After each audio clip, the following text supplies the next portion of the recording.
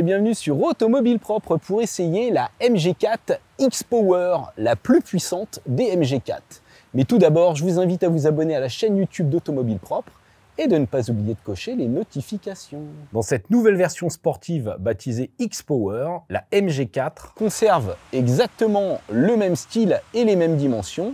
Elle mesure donc 4,29 m de long pour 1,84 m de large et 1,52 m de haut. Cette version sportive reçoit exactement la même batterie que la version Luxury, à savoir une batterie d'une capacité de 64 kWh brut, ce qui nous fait à peu près 60 kWh net utile. Cette batterie est alimentée non pas par un moteur, comme sur la version Luxury, mais par deux moteurs cette fois-ci. Donc on a deux blocs synchrones intégrés dans chacun des essieux, qui vont offrir une puissance cumulée de 435 chevaux et 600 Nm de couple, le tout réparti aux 4 roues motrices. Pour pouvoir supporter toute cette puissance, cette MG4 X-Power reçoit un châssis spécifique avec des triangles de suspension en aluminium, du moins les triangles inférieurs. On a également de nouveaux ressorts, des amortisseurs qui ont été retarés, une nouvelle géométrie de train roulant et bien évidemment, on a des jantes en aluminium de 18 pouces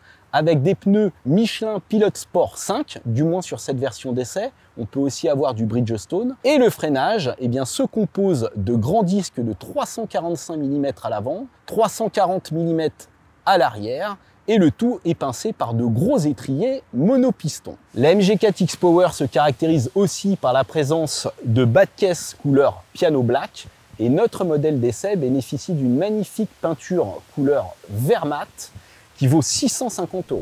Regardons le coffre de cette MG4 X-Power. Vous voyez qu'on a un badge sur le haillon. Le coffre est strictement identique à celui des autres modèles. Donc là, on a 350 litres. La banquette se rabat en deux parties. Et vous voyez, on a quasiment pas de double fond, hein. Encore une fois, on ne va pas se réinstaller. On connaît la voiture, hein. On a déjà fait l'essai du modèle d'entrée de gamme et du modèle Luxury. Donc on a des surpiqûres ici. Vous voyez, des rangements dans les contreportes, vitre arrière surteintée. La banquette est désormais, vous voyez, en simili-cuir Alcantara avec des surpiqûres, c'est pas mal. On a toujours un plancher plat, une petite prise USB au milieu et on a beaucoup d'espace, hein, aux jambes puisqu'on a 2,70 m d'empattement. Passons à l'avant. Là, vous voyez qu'au niveau des joints, c'est plutôt pas mal, hein, au niveau de la finition. Ça fait bien tout le tour. La peinture est bien appliquée. On a un logo X-Power au niveau des seuils, donc c'est pas mal. Et réglages électriques côté conducteur.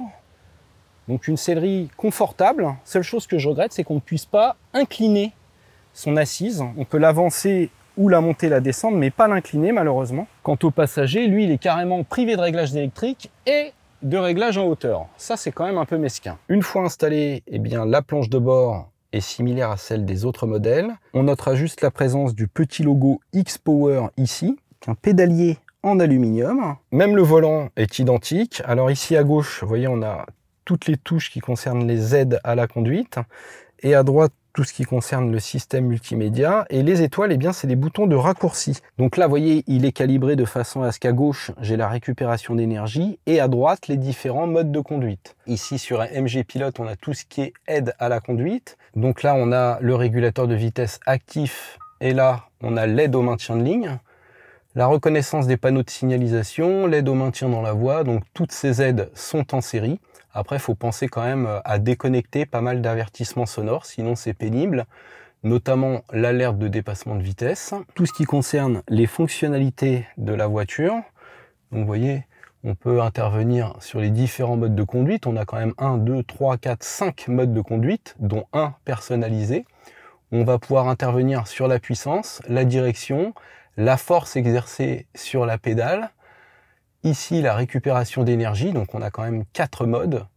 Un mode conduite one pédale et un mode économie d'énergie. Alors vous voyez qu'en faisant ça, on arrive à des raccourcis pour le Bluetooth, le Wi-Fi ou même la déconnexion de l'antidérapage ESP.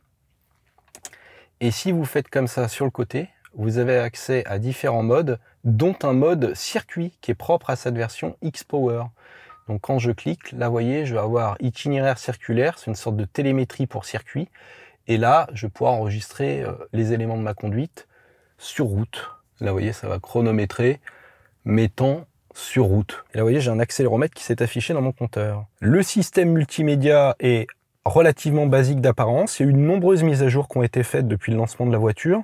Et depuis les modèles 2023, les fonctionnalités de climatisation, vous voyez, ont changé. Là, on peut voir les sièges chauffants et le volant chauffant. Alors, on peut avoir Apple CarPlay, Android Auto, mais il faut une connexion filaire, absolument, via cette prise USB. Les modèles 2023 bénéficient également de poignées de maintien maintenant, côté passager, d'un troisième appuie-tête et même un essuie-glace arrière. On boucle la ceinture, on passe en mode R, et là vous voyez, j'ai tout de suite la caméra à 360 avec la caméra arrière dont la définition est quand même pas terrible, mais pour se garer c'est quand même très pratique. Et on va se faire une petite manœuvre là derrière au niveau des cailloux pour voir. Voilà, c'est quand même assez précis. Ça bip un petit peu et ça m'indique en centimètres. Donc, faute d'être très joli, c'est très efficace. C'est tout ce qu'on demande. Et là, je braque à fond. Alors, on est à 11,7 mètres de diamètre de braquage au lieu de 10,6 mètres. Au niveau de la rétrovision latérale, c'est pas mal. Même si on a des montants quand même assez imposants, on voit bien ce qui se passe. On a une bonne visibilité vers l'avant. À l'arrière, en revanche, on a les appuis-têtes. Là, en écho, quand je lève le pied, la voiture offre un freinage régénératif relativement marqué, mais je peux l'adapter ici, hein, donc j'ai adaptatif, fort, je peux même mettre conduite one pédale, et là ça va jusqu'à l'arrêt. Voilà, juste devant le dos d'âne. Dos d'âne d'ailleurs, j'accélère, on va le prendre un peu fort à la descente. Bah, ma foi, c'est pas trop raide, hein. Je m'attendais à quelque chose de plus rigide quand même. Donc là, quand il y a des plaques d'égout que je passe dessus, je le sens.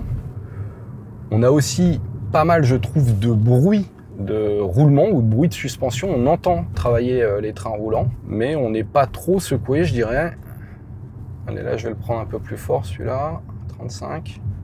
Piouf. Il faut savoir qu'on a la même garde au sol hein, que les autres modèles. Donc, la voiture n'est pas posée par terre. On risque pas de frotter dans toutes les descentes de garage. Donc ça, c'est quand même un bon point. Allez, on aborde une petite route sinueuse en mode sport. Alors, on a dit qu'on n'avait pas de suspension pilotée, hein. C'est des suspensions classiques. Allez, là c'est bon, je suis tout seul, j'y vais. Boum. Voilà, tout de suite, dès la première petite courbe, ça me paraît un poil souple quand même, hein, au regard des performances. Voilà. En même temps, elle m'a semblé assez confortable en ville. Allez, là, vous voyez, grosse prise d'appui. Ouais, je confirme. C'est un poil trop souple au regard des performances pour moi. On sent que la voiture pompe un petit peu sur ses appuis. Bon, maintenant on a de bons pneus, une super motricité, hein, 4 roues motrices avec les deux moteurs. Mais on sent que ça flotte quand même. Hein. C'est pas d'une précision extrême. La direction est très agréable. Le feeling à la pédale de frein est plutôt pas mal. Même si on a beaucoup d'attaques tout de suite, hein, surtout avec le mode sport. On peut régler, hein, on va dire, la sensibilité de la pédale de frein, donc c'est l'avantage. Allez, là d'ailleurs, j'ai personne derrière, je vais prendre les freins ici tout de suite. 1, 2, 3. Ça freine pas mal. Hein. Ouais, ça m'a bien ralenti, vous voyez comment ça repart. Ouf. Dans le freinage, je préfère le réglage normal que le réglage sport. Sur le réglage sport, on a trop d'attaques et du coup, on a un peu de mal à doser. On a un amplificateur différent par rapport aux autres modèles qui est plus puissant. Et c'est ça aussi qui rend peut-être la progressivité un peu moins évidente. Alors en termes de poids, on est à 1800 kg, c'est 128 kg de plus hein, que la version Luxury Propulsion. Donc c'est ça aussi certainement qui joue sur le châssis hein, et puis qui va engendrer cet effet un peu de flottement. 128 kg de plus, c'est pas négligeable. Et surtout 1800 kg pour une compacte, c'est beaucoup, même si pour une électrique, on va dire qu'on est dans une certaine moyenne. Donc là, on est sur du Michelin Pilot Sport 5, hein, comme je vous l'avais dit. Il faudrait voir ce que ça donne avec une haute monte pneumatique, hein, les Bridgestone. Alors parfois, on entend un petit bruit sourd. C'est quand le moteur avant s'enclenche, il a tendance à générer une sorte de bourdonnement. Au début, j'ai pensé que c'était un bruit de roulement. Et parfois aussi, quand on change de mode, on sent une sorte d'à-coup. Là, vous voyez, c'est un peu plus étroit et un peu gramouillé par endroits. Et ça y va bien. Même s'il va avoir une tendance quand même toujours à élargir un petit peu la trajectoire pour privilégier la stabilité, je dirais. C'est plaisant sur une route comme ça de montagne, on va dire. Allez, maintenant, on va aller voir rapidement ce que ça donne sur piste. On est sur le circuit de Saint-Dié-les-Vosges. Donc, je suis bien en mode sport. Je suis à 3 en freinage régénératif. Donc, le point de départ, on va dire que le point de départ, il est là. Ici. C'est parti.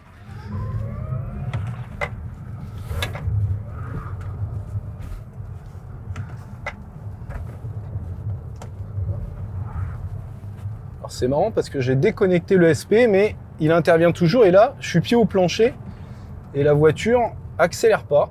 Elle est bridée, je comprends pas. Hop. Allez, ça y est, c'est parti.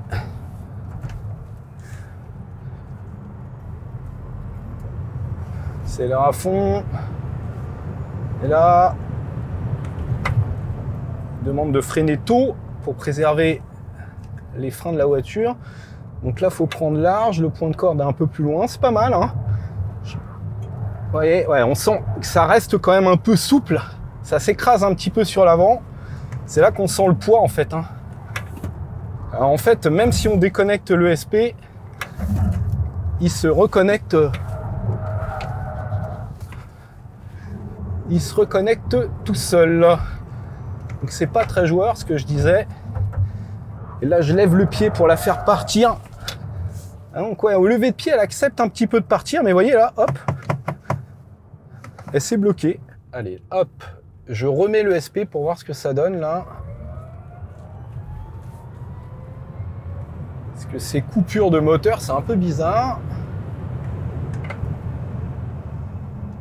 On a beaucoup d'amplificateurs quand même. Hein. Pour le dosage en conduite sportive, c'est un peu bizarre. Sur la route, c'est bien, mais pour la piste... Ah ouais, voilà. En fait, avec le SP, elle va être plus facile à inscrire, en fait. Vous voyez, quand je lève le pied, hop, j'ai un petit peu de mouvement de l'arrière. Ça permet, voilà, de la placer.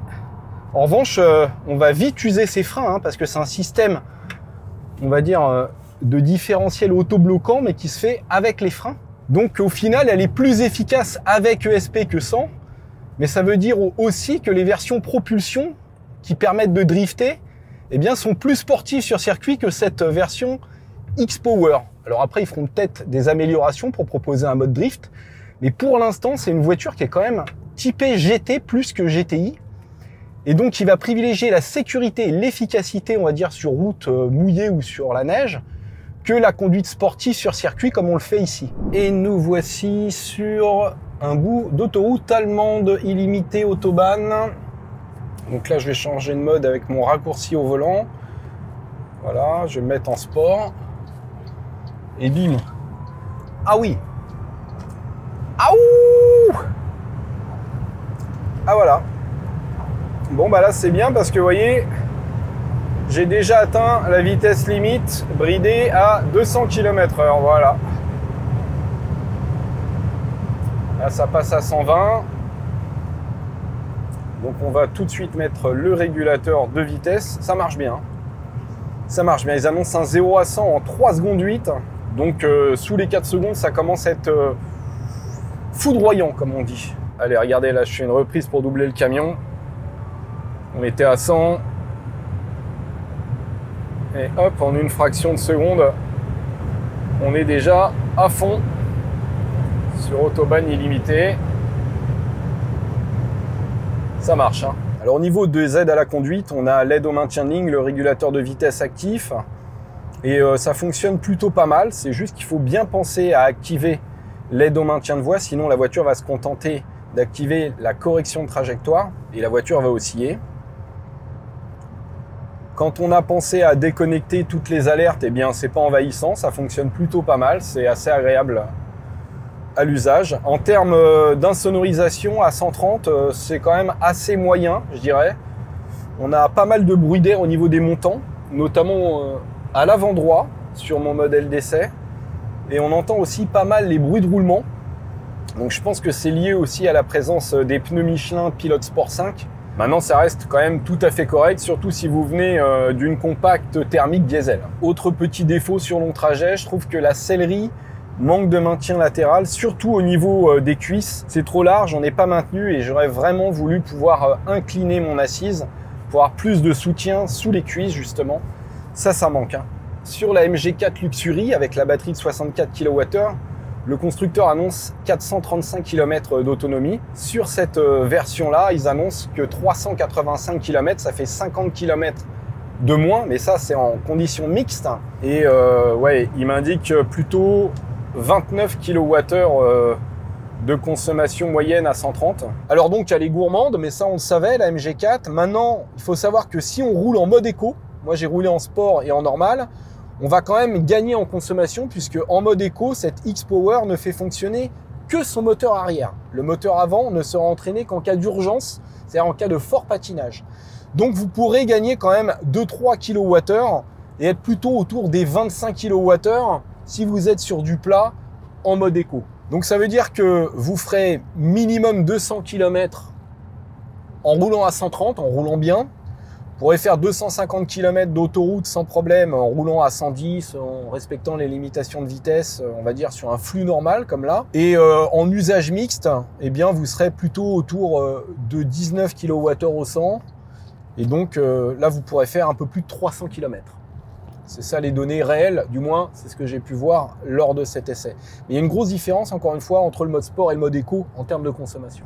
Et nous voici une station de charge rapide en courant continu, où les bornes peuvent délivrer jusqu'à 300 kW de puissance. Mais notre MG4 X-Power est, elle, bridée à 140 kW, ce qui est pas mal quand même, hein, c'est dans la moyenne. D'autant plus que, vous voyez, quand je l'ai branchée à plus de 50%, eh bien, elle a quand même pris 140 kW en début de charge.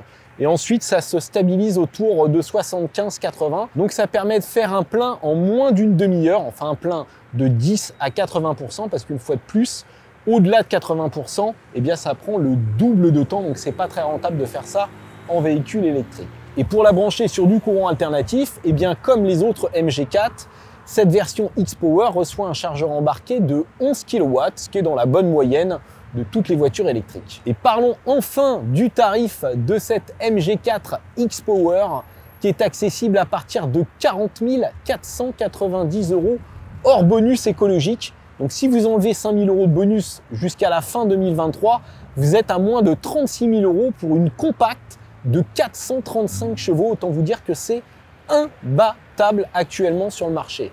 Donc même si on n'a pas la précision de conduite d'une RS3 ou d'une Lotus Elise, pour ce prix-là, c'est quand même canon. Et à cela s'ajoute une garantie 7 ans. Donc ça aussi, c'est imbattable. J'espère que cette vidéo vous a plu. Je vous invite à vous abonner à la chaîne YouTube d'Automobile Propre.